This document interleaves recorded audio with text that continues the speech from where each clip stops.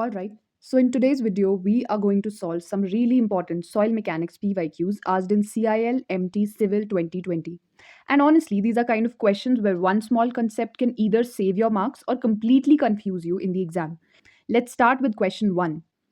Which statement about compaction are incorrect? Statement 1, it is time dependent. Statement 2, soil is always unsaturated. Statement 3, densification occurs due to expulsion of pure water. Options S1 and S3, S2 only, S1 only, S2 and S3. The correct answer is option A, S1 and S3. Concept compaction और consolidation soil mechanics का most confusing topic है। Compaction होता है एक instant process. जब हम roller rammer से energy apply करते हैं तो सॉइल पार्टिकल्स टाइटली पैक हो जाते हैं और एयर वॉइड्स रिड्यूस होते हैं। वाटर मोस्टली सेम रहता है। वेयर एज कंसोलिडेशन में एक टाइम डिपेंडेंट प्रोसेस है। लोड लगने के बाद वाटर स्लोली एग्जिट करता है, सेटलमेंट ग्रेजुअली होता है। तो फाइनल रूल इज कि compaction is related to air expulsion and consolidation is related to water expulsion. Question 2, if Emax is 0.7, E minimum is 0.3, and E is 0.5, find the relative density. Options 60%, 75%, 25%, 50%. The correct answer is option D, 50%. Concept relative density बताता है sand कितनी loose या dense condition में है। Soil comparison होता है loose state या dense state में।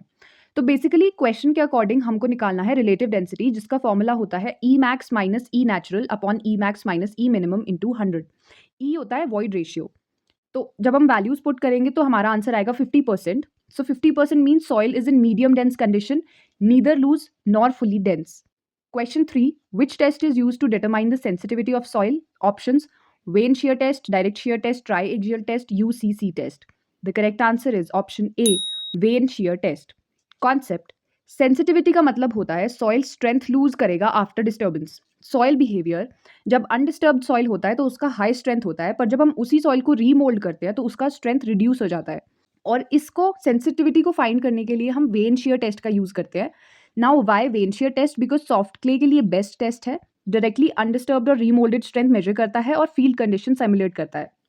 क्वेश्चन 4, विच सॉइल में have specific gravity less than 2? Options organic soil, inorganic clay, clean sand and gravel, soil rich in iron. The correct answer is option A, organic soil.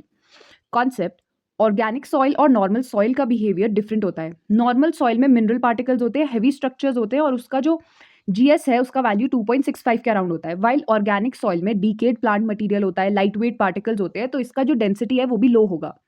Therefore specific gravity becomes very low, sometimes even less than 2। Question 5. At plastic limit, if soil is friable, toughness index is options 1 to 2, 2 to 3, less than 1, equal to 1. The correct answer is option C, less than 1. Concept toughness index बताता है soil का resistance at plastic limit. अगर इसके behaviour को discuss करें तो friable soil का मतलब है जो इजीली क्रम्बल करता है। मीडियम सॉइल उसमें मॉडरेट रेजिस्टेंस होगा, वाइल स्टिफ सॉइल जो होगा उसमें हाई रेजिस्टेंस होगा।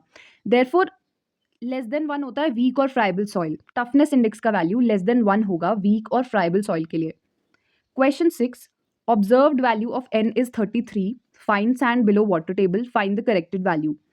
Options 24, 26.5, 21.5, 29. The correct answer is option A, 24. Concept SPT values को डायरेक्टली यूज नहीं करते हैं, करेक्शन लगता है, स्पेशली सैचुरेटेड फाइन सैंड में। जो हम डायलेटेंसी करेक्शन के लिए फॉर्मूला यूज करते हैं दैट इज 15 + 1/2 n - 15। क्वेश्चन में जो n का वैल्यू दिया है उसको पुट करेंगे और हमारा आंसर आएगा 24। Question 7, which factor does not affect the bearing capacity of purely cohesive soils? Options density, depth of footing, angle of shearing resistance, width of footing. The correct answer is option C, angle of shearing resistance. Concept purely cohesive soil का case simple होता है। इसमें phi का जो condition होता है वो 0 degree होता है। जो टर्जागीज इक्वेशन है उसमें जब फाई का वो टर्जागी इक्वेशन होगा उसमें जब फाई का वैल्यू 0 हो जाता है तो एन सी एन क्यू और एन गामा का वैल्यू हो जाएगा 5.7, 1 and 0। When we put these value तो हमको एक इक्वेशन मिलता है 5.7 C plus gamma D F into 1।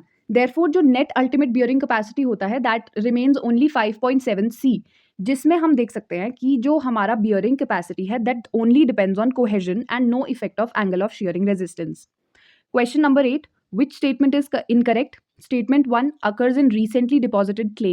Statement 2 occurs in dense sand. Statement 3 occurs due to sudden drawdown of water table. Options S2 only, S3 only, S2 and S3, S1 and S3. The correct answer is option A, S2 only. Concept negative skin friction एक pile foundation का problem है. इस condition में surrounding soil pile से ज़्यादा settle करता है. इसका इफेक्ट ये होता है कि सॉइल मूव्स डाउनवर्ड्स और पाइल के along downward drag force develop करता है जिससे पाइल का बियरिंग कैपेसिटी कम हो जाता है. Therefore, the downward soil movement extra load on pile. So these were some really important soil PYQs from CIL MT Civil 2020 question paper explained in a very exam oriented and conceptual way. If you understood this properly, then soil mechanics के most confusing topics are now very easy. Day 3 में हम next subject के important PYQs cover करेंगे, so stay tuned.